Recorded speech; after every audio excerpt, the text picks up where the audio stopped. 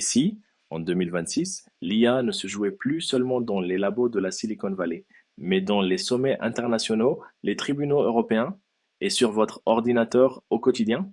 Aujourd'hui, on va voir comment, en quelques mois, l'IA est passée d'un gadget spectaculaire à un enjeu de pouvoir, de régulation et de stratégie business. Bienvenue dans le débrief IA en 10 minutes, votre rendez-vous 3 fois par semaine pour comprendre ce qui se joue vraiment derrière les buzzwords. Aujourd'hui, on parle de gouvernance mondiale de l'IA, de bras de fer entre Bruxelles et les géants du numérique, de l'envol des usages en France et de la nouvelle offensive de Mistral AI.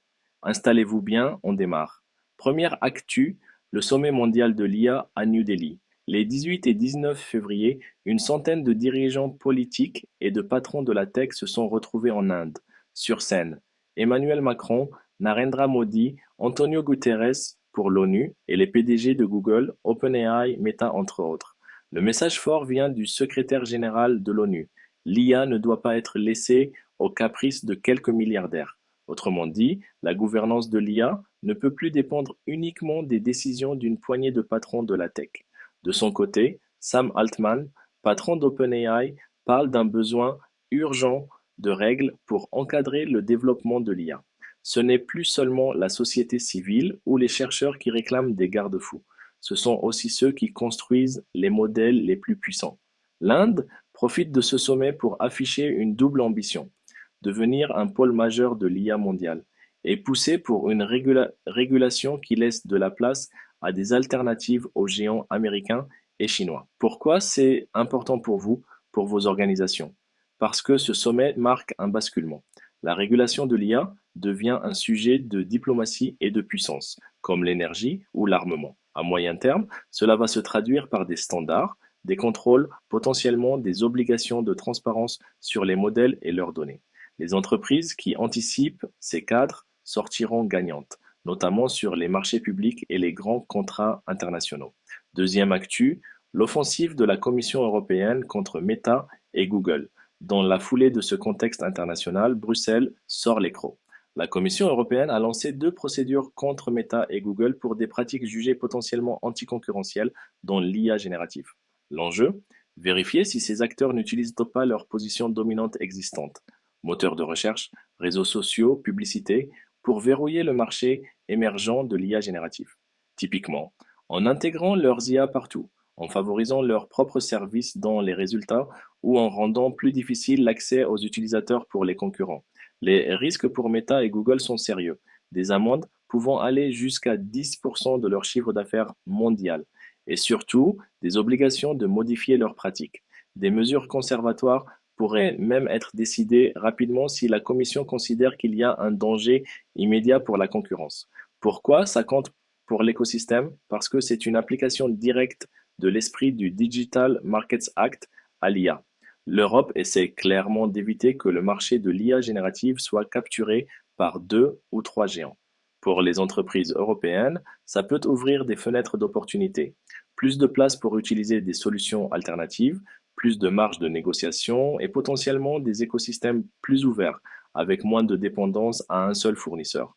Si vous êtes DSI, directeur innovation ou dirigeant, c'est un signal. Diversifiez vos fournisseurs d'IA, regardez les offres européennes et éviter les architectures trop verrouillées peut devenir un avantage stratégique. Et bientôt, un alignement avec l'esprit de la régulation. Troisième actu, la France se prépare au risque de l'IA générative. En parallèle, le gouvernement français n'attend pas que tout vienne de Bruxelles. Le ministère du Numérique et de l'Intelligence artificielle a lancé une commission d'experts chargée d'identifier les dangers de l'IA générative, avec des résultats attendus en mai 2026. Objectif: établir une cartographie claire des risques, des informations, biais, atteintes aux droits fondamentaux, impact sur l'emploi, sécurité nationale, et proposer des pistes d'encadrement. Dans le secteur de la santé, la Haute Autorité de santé travaille avec la CNIL pour publier des recommandations sur le bon usage de l'IA en contexte de soins. On parle ici d'outils d'aide au diagnostic, de tri des patients, de support à la décision médicale. Concrètement, cela va toucher les hôpitaux et cliniques qui testent des solutions d'IA, les éditeurs de logiciels médicaux, mais aussi toutes les entreprises qui manipulent des données de santé ou développent des modèles pour ce secteur. L'idée n'est pas de freiner l'innovation, mais d'encadrer très tôt la manière dont ces outils sont introduits dans la relation soignant-patient. Pour les acteurs économiques, ça veut dire deux choses. Un, ne pas attendre les textes définitifs pour intégrer l'éthique, la transparence et la gestion des risques dans vos projets IA, surtout dès qu'il y a des données sensibles. Deux, comprendre que les secteurs régulés, santé, finance, assurance, services publics, vont être des laboratoires de la future régulation IA. Ce qui se met en place là sera probablement étendu ailleurs. Quatrième actu, l'explosion de l'usage grand public de l'IA en France. Pendant que les États et les régulateurs s'organisent, sur le terrain, les usages explosent. Le baromètre du numérique 2026, piloté notamment par le CREDOC, l'ARCEP, l'ARCOM, la CGE et l'ANCT, montre un chiffre clé. 48% de la population française a utilisé de l'IA générative en 2025, contre 20% seulement en 2023. En 2 ans, on a plus que doublé le taux d'adoption, et pas uniquement chez les geeks. Les principaux usages: 73% des utilisateurs s'en servent pour rechercher des informations plus vite, 58% pour traduire ou améliorer des textes, et ChatGPT reste l'outil le plus cité. Qu'est-ce que ça change? D'abord, l'IA devient un outil de productivité du quotidien. On ne parle plus d'une technologie de niche, mais d'un réflexe pour rédiger un mail, comprendre un document, préparer une présentation ou traduire un texte. Ensuite, ça renforce les inégalités de compétences numériques. Ceux qui savent vraiment bien utiliser ces outils prennent un avantage réel en efficacité, en qualité de production, en capacité d'analyse. Pour les entreprises, c'est un signal fort. Vos collaborateurs utilisent déjà l'IA, parfois avec leur compte personnel, parfois sans cadre clair. Vos clients, eux aussi, s'habituent à un certain niveau de rapidité et de personnalisation grâce à l'IA. Stratégiquement, ça veut dire qu'il ne suffit plus de tester l'IA dans un coin de l'organisation.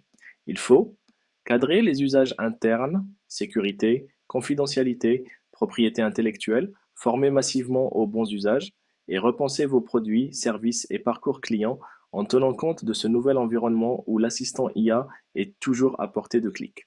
Cinquième actu, Mistral AI s'offre Coyeb et change de dimension. Côté industrie, un mouvement intéressant. Mistral AI, le champion français de l'IA générative, vient de réaliser sa première acquisition majeure en rachetant Coyeb, une start-up spécialisée dans le cloud sans serveur. Cette opération intervient peu après l'annonce d'un investissement massif, 1,2 milliard d'euros, pour construire des centres de données en Suède. On voit se dessiner une stratégie très claire. Ne pas être seulement un éditeur de modèles, mais maîtriser aussi l'infrastructure sur laquelle ces modèles tournent. Dit autrement, Mistral cherche à se rapprocher du modèle des hyperscalers, avec une intégration verticale qui va du data center jusqu'aux API d'IA. Pourquoi c'est clé pour l'écosystème européen? Parce que la bataille de l'IA se joue aussi sur l'infrastructure. Celui qui contrôle les serveurs, l'optimisation des coûts et la performance de bout en bout peut offrir des services plus compétitifs, plus souverains et mieux intégrés. Pour les entreprises, ça signifie une alternative plus crédible aux offres 100% américaines, la possibilité à terme de bâtir des architectures IA plus souveraines, notamment pour les données sensibles ou stratégiques, et potentiellement une meilleure maîtrise des coûts si ces acteurs arrivent à optimiser leur stack technique. On arrive à la fin de ce débrief, alors faisons le lien entre tout ça. Au niveau mondial, on voit se mettre en place un début de gouvernance politique de l'IA. L'ONU, l'Inde, la France, les grandes puissances ne veulent plus laisser l'initiative aux seules entreprises privées. En Europe, Bruxelles tente d'empêcher que l'IA générative soit capturée par 2 ou 3 géants. En France, l'État prépare ses propres garde-fous, surtout dans les secteurs sensibles comme la santé. Dans le même temps, l'adoption grand public est fulgurante. Près d'un Français sur 2 utilise déjà l'IA. Et les acteurs industriels comme Mistral AI s'organisent pour contrôler la chaîne complète, de l'infrastructure au modèle. Pour vous, dirigeants, managers, entrepreneurs, ça signifie 3 chantiers stratégiques. Un, intégrer la dimension réglementaire dès maintenant dans vos choix technologiques. 2, investir sérieusement dans les compétences IA de vos équipes, parce que l'écart va se creuser très vite. 3, pensez souveraineté et architecture. Qui contrôle les données, les modèles, l'infrastructure sur laquelle repose votre business? Si cet épisode vous a aidé à y voir plus clair, pensez à vous abonner à Le Débrief IA en 10 minutes. On se retrouve chaque lundi, mercredi et vendredi à 10 heures pour suivre ensemble l'entrée de l'IA dans son âge industriel. À très vite pour le prochain épisode.